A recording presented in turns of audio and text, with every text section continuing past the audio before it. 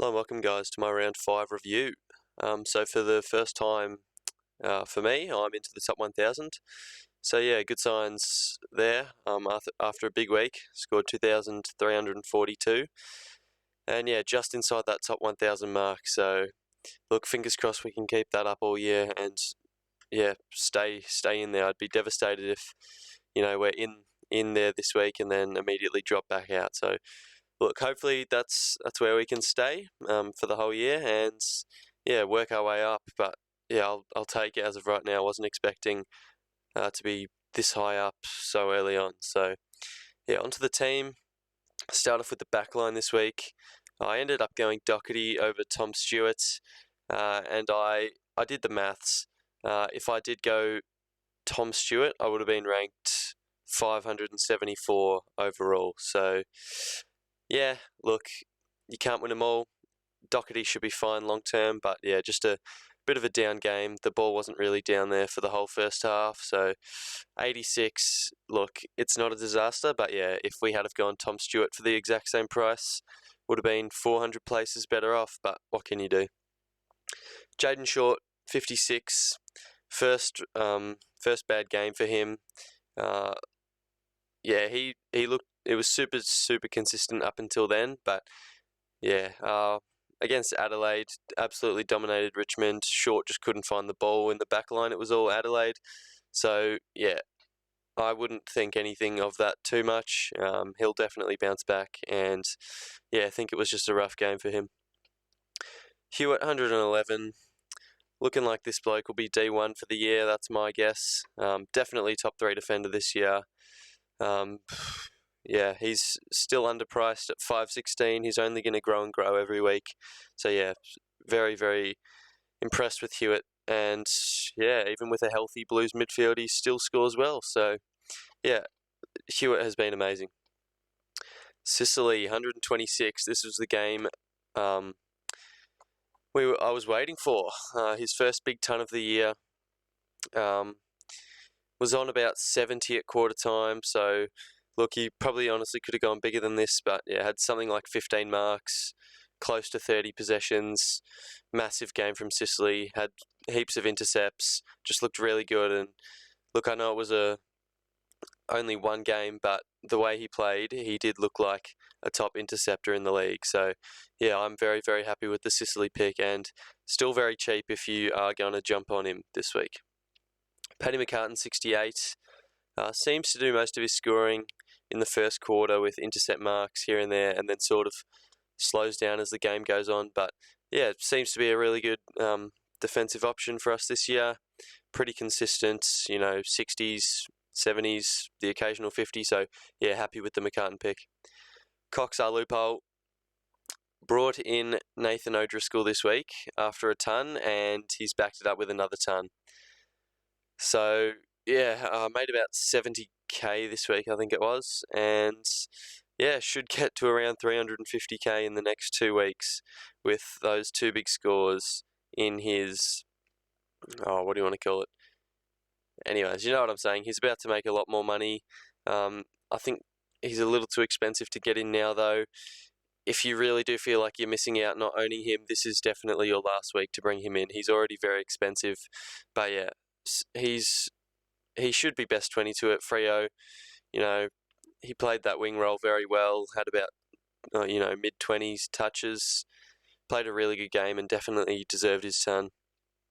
To Conning, 48. Yeah, not going to score too well, having that key back role. So yeah, moving on to the mids. Jack Macrae, 153, and we had the captain on him against North. Really happy with how that played out.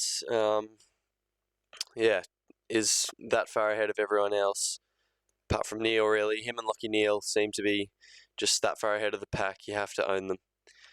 Jack Steele, 131. I said this last week, can't believe people traded him out after round 1. The man's back in form, top midfielder again. No worries with Jack Steele now. Lachie Neale, 117. I think that's his second lowest score for the year. In the end, I was glad he didn't get a captain-worthy score because, yeah, we viced him, didn't take his 117 and ended out working well, going Macrae instead. Took Mel 107. Again, I think that's his. Oh, that mate. I think that's his third sort of lowish ton in a row.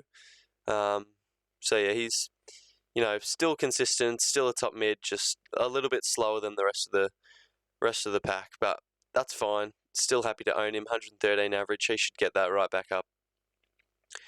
Rowley, 64, back-to-back scores in the 60s. And yeah, he's really just had the one big game. And look, I was so keen on him after round one, and all of a sudden, consistency looks like a really big issue for him.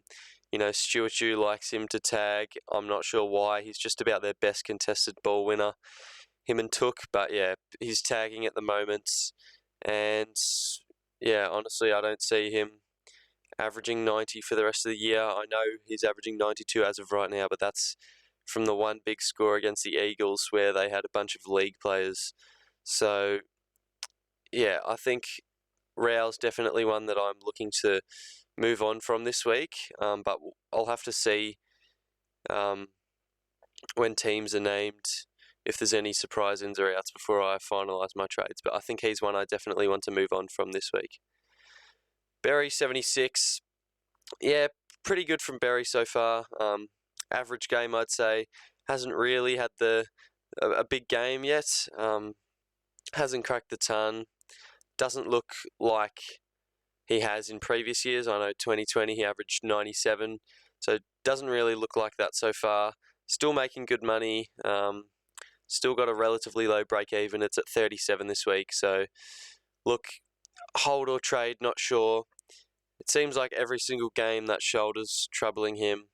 I see him hold it in the fourth quarter, goes to the bench for a bit. It's definitely still a concern for Berry. So it's only a matter of time before that he does fully re-injure that again. So yeah, Berry's an interesting one. He's made around 100k. Trade or hold, like I said, not sure. We'll see. Dacos, 71, and got defender status, so that's good. McDonald, 53, ended up fielding him over Horne-Francis, 39. Of course, no one's dumb enough to be happy with a 39 on field. So yeah, went McDonald, got 14 more points than Horn. So yeah, we'll take that. Cripper out injured, obviously. Not confirmed whether he's in or not this week, but my guess is he will be. Horn, 39. Yeah, really poor game against the Dogs midfield. Again, hasn't made as much money as we would have liked by now. Only around 110k, but he's another one that I'm looking at to trade this week. Still got a 90 in his 2-game score history, so got that break even of 51. But if he drops another poor game this week against the Cats, who have definitely a respectable midfield, yeah, that break even will be very, very high and definitely worth trading. But yeah, like I said, my trades aren't confirmed this week, but him and Rowley are definitely two I'm looking to move on from. Stevens, DNP, hopefully he can get back into the side soon. Gorney, 130, back-to-back big games from him. So glad we held him. He's looking like R1. Even with a slow start to the year. Tim English, 138. Look, could not have picked my rucks any better this year. Not to brag or anything, but these two are so far ahead of, Grundy and Darcy. And yeah, I'm glad the English pick paid off. So really, really happy with the two ruckmen. And even Hayes on the bench, scoring tons, averaging 90. So that's all we can ask for. Dunkley, a ton. Yep, hasn't set the world on fire, but still super consistent. Butters, 130. 8,000 people, I think it was, traded Butters this week and paid the price. Really big score from Butters. Yeah, look, if he keeps that up, he'll be a top mid. Just had a few below average games. Canelio, did I say mid for Butters? Top 6 forward, sorry, whatever. Canelio, 96. Yeah, solid game, nothing too special. Brody, 94. In 60% time on ground. if this guy had a tank, he would be F1 for the year and would average 110 minimum. So, yeah, the fitness isn't there, but the inside ball winning is definitely there, and yeah, it's converting into some big Supercoach scores. Cherry 103, knew that was coming. Tim English isn't the greatest of ruckman. Don't get me wrong, he's a great Supercoach scorer, but ruck work not quite there. But yeah, so Cherry obviously had a fairly good game against him, and yeah, turned up, which was very handy. Nick Martin 76, just about the best forward rookie at the moment. Him and Hayes, really, really good role on that wing. Moves to stoppages, and yeah, scoring really well. I can't see him dropping below a 60, to be honest, for the rest of the year. Rochelle 49 against the Tigers. I think he kicked 2 and only scored 49. Couldn't quite crack 50. He's another one who's probably going to be a bit of a slow burner from here. So if you want to trade him, by all means go for it. He won't lose money this week, but I also wouldn't expect him to make too much more from here. And then Dixon, 54 on the bench, and he's up to 216k. So he should also continue to be a bit of a slow burner. So, trades this week. It all depends on one man, and that is Braden Preuss. If he is named number 1 ruck for tomorrow's game, he's coming straight in. I'm not sure who for yet. 4 blokes I'm thinking about trading this week is Horn, Rowell, Berry, and Rochelle. Don't know who I'll trade yet, but out of those 3, I think I'm going to move on from Rowell, Horn, and Rochelle. I think I'll give Berry another week against Gold Coast. Could potentially have a good game. So the trades I've got in mind is Rochelle out. Not sure whether I want Perez or Rosas, however you say it. Not too sure. But yeah, one of the two. I think I'd prefer Rosas. But Aaron Hall's out. Perez could have quite good job security now. But yeah, we'll see. So Rochelle out, Horn out, and Rowell out, and then I will want. I'm just going to call him Malcolm because I don't know how to say his last name. But yeah, Malcolm in the forward line.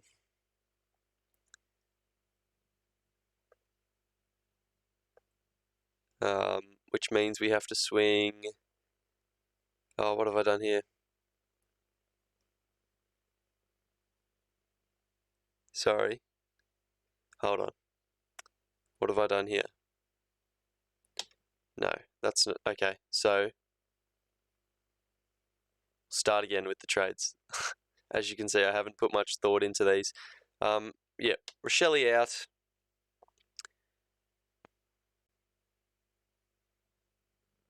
God, I love the Supercoach website. Bear with me.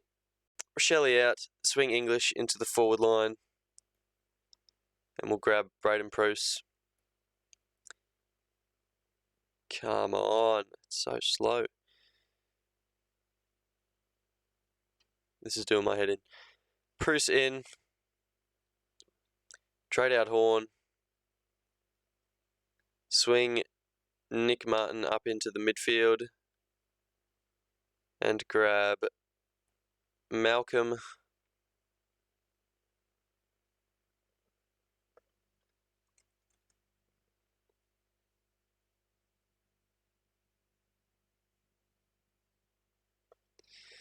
This could not be any slower. Apologies. And the last one is Matt Rowell. And we can just about grab any midfielder we want. And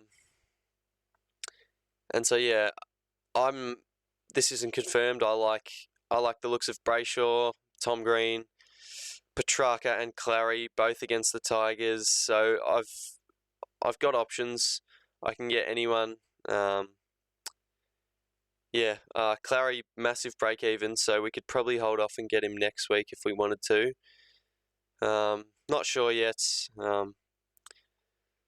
But yeah, for me, it's between Petrarca and Clayton Oliver. Just with that high rank of ours, I'm kind of looking to chase points to keep that rank up. So yeah, we'll see. But yeah, anyways, I'll confirm those trades at a later date. Apologies for Supercoach being so slow today.